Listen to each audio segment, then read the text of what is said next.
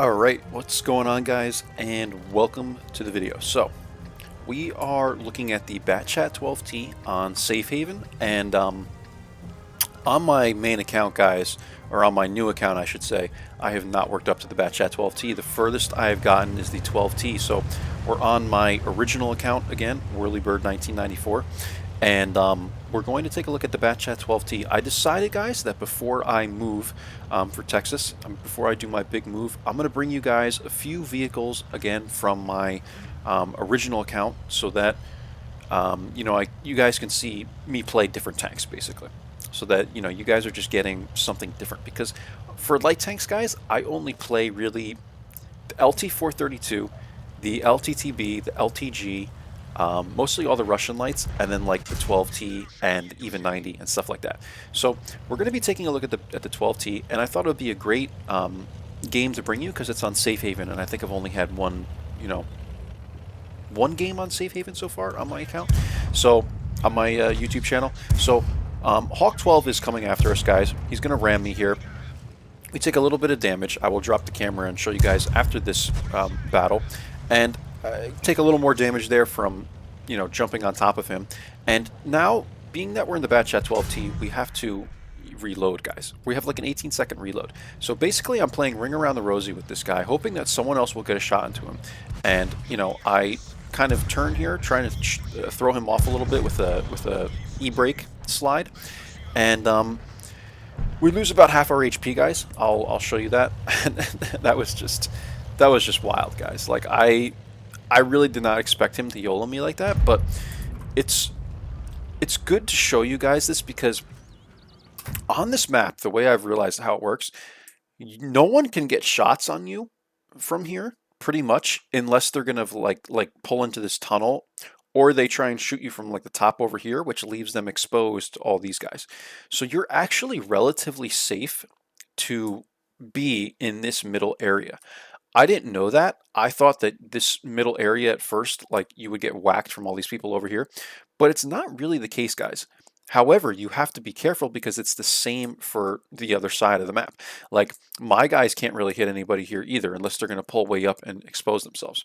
So, and actually, now that I'm looking at it, it almost looks like it's easier for someone to pull up on my side and take a shot. Well, it depends, because like if you're here, it's kind of built the same way, right? Wargaming is good at this, guys. They're good at making the map almost identical on both sides. What do they call that? Like, they mirror the maps, whatever it's called, guys. So that way, if you're playing a light tank and you come up to the same area playing from this side, it's basically the exact same, guys. So yeah, I mean, really, in this entire area, you're safe. So from this side, you want to be here. From this side, if you're playing light tank, you want to be here. Hope that makes sense to you guys. That's just something I noticed. I don't really know this map super well. I've only played on it once. But if you're going to make this play, just remember it's very aggressive, and people can YOLO you, and mediums will want to sometimes play in here. Now the T-25 is coming up, and this guy also YOLOs me. He doesn't do it yet, and I didn't even realize that he was there yet. I spotted him, I think, but I really wasn't paying attention to it. And eventually he comes down and YOLOs me as well. So just be careful, guys. If you are playing in this area, always watch for people to YOLO you, and watch like the mid as well, because you can get whacked. So that's what I've learned on this map. It's a great spot to come, the middle of the map here, and then you can work your way up to this bush, but keep in mind you can be YOLO'd. So T95 is, I don't know if I'd be playing in this area, guys. I'm getting a shot into the K91. If I were the T95, I don't think I would be putting myself in that area. There's too many, passageways where you can get, flanked. So probably not the best idea on his part, but he is kind of keeping the E75 busy, which is helping me, So I'm not going to complain. Waiting to reload, guys. And we get a tracking shot into this guy. Get another tracking shot into him. I'm not going to pen this guy with standard ammunition from that range in the lower front plate. So here comes the T-25, and now I'm going to get rammed again. I I kind of stopped, so I couldn't get away from this guy. And now I'm on reload, guys. I'm at 242 HP. I can take only one more shot from this guy. If he high rolls, he might be able to kill me. 191. So I'm at 51 HP. And, you know, luckily we have the Sharfooter here now helping me. And he eliminates him. So I don't... I don't think I would have been able to take this guy, honestly, because I was a one-shot. Unless I was really good. Look, the T25-2, guys, like I've told you guys, the T67, the T25-2, the Hellcat, all the American TDs that are in that same branch, they have very slow turret turn speeds. You know, the turret traverse is very slow. So keep that in mind if you are ever against an American TD of that branch. I think there's you know, other American TDs, but I'm talking like T25-2, T67, Wolverine. What's the tier 6 one? You guys know what I'm talking about, though. They have slow turret turn speeds. So keep that in mind if you're going against these guys. You can run circles around them, but in this situation, now that he, you know, I was behind the bridge and I wasn't circling him anymore, I don't think I would have been able to beat this guy by myself. So it's a good thing the Sharfooter came, because the dude was like full HP too. So anyway, guys, if you win this side of the map, I'm going to show you how you can progress. And I believe in another video I had in the 12T or even 90 or something, I showed this map. I don't remember what tank it was in, but I remember I showed this map once. I'm gonna do a right-click shot on this guy, an auto-aim shot, and get it into him. We kill him, and now I'm just trying to stay safe from the K91. I don't want to get hit by this guy, obviously. And now I'm going to move up. So the way you're doing this is you're doing it just like the 1375 is. You can come up to that bush. I decided to press up and be more aggressive because he was already in my spot. So we're going to move up, guys. I'm going to get over to this building. It's a good building because it has like the, you know, 90-degree bend thing going on, so you can stay relatively safe. We're going to stay away from the standard B, and we're going to slide up right in here. And this is perfect, guys, because we keep the standard B permalit now. We spot the arty, and now I actually have an angle on the arty right here without having to take a shot from the standard B. So we're at 1,978 damage, guys, 1374 assist, and I'm going to fast forward for you guys. The standard B rushes me, and I die here. I get one shot into him, and that's the end of the game for me. The rest of my team is pushing up over here. The RHM is over here. That's pretty much the game, guys. You know, here we're on 1x now, and we'll watch the stair for the final. And I think I flipped over maybe to someone else, but we'll just watch this game, guys, and watch the very end of it as I pop up my camera. And yeah, I mean, that's pretty much how this game ends, guys. This was the only game I played in the bc-12t on my, you know, original account yesterday. So this was a fantastic game to have. You know, I was going to play a few games and see which was the best one to show you guys, but it only took one. So I do want to play next the T110E3, the E3.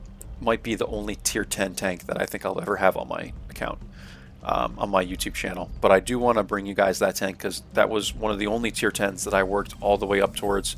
I did also have the Type 5 Heavy, but yeah, the E3 was, there's the RHM there. Stair gets one into him, already cleans him up, and that's the game. But yeah, the E3, I have the Conqueror GC, CGC guys. I had the Type 5, but I sold it. What other tier 10s did I make my way up to? That might be it, honestly, guys. It takes a look. If you are an average player, guys, and you don't like buy premium and stuff, it takes a freaking long ass time to get up to tier 10. You know, it really does. And it's a lot of coin too. Like, you need to get like a premium to buy, to have the money, the coin to afford to get the freaking tier 10, because that's the way Wargaming works. They want you to, you know, pay for their stuff. So they don't give you that much coin if you're on standard account. Let's get into the end plates, guys. I don't have them ready, but I can pull them up, you know, fairly quickly from the gallery. And here we go, guys. Safe Haven. So we are looking at a first class game, guys. 1,374 assists, 2,138 damage. And here that is again. We are top by experience, but I think I had it sorted by damage when I took the screenshot. And Malstrom had a pretty good game, guys. T95 did actually really well in there, even though I was kind of making fun of his performance there by going into the middle of the tunnel and having all these different directions where you can get flanked. He seemed to handle it quite all right. 16K we made, guys. And the way I had this thing set up, by the way, I was running optics in the scouting slot, binocs, vents, vent purge, rations, and this was with the crew. We had 96% here, 97% for the, I always forget what these are called, guys. One is like smooth driving or something or other for the dispersion for when the vehicle's moving. And we have Sixth Sense and concealment here. And this is like for the, I think that perk was for the commander to give more experience to the other crew members. I don't know why I selected that, guys, but like I said, back when I played this account, I didn't know as much about World of Tanks. You know, the aiming time and dispersion isn't bad on this thing, guys.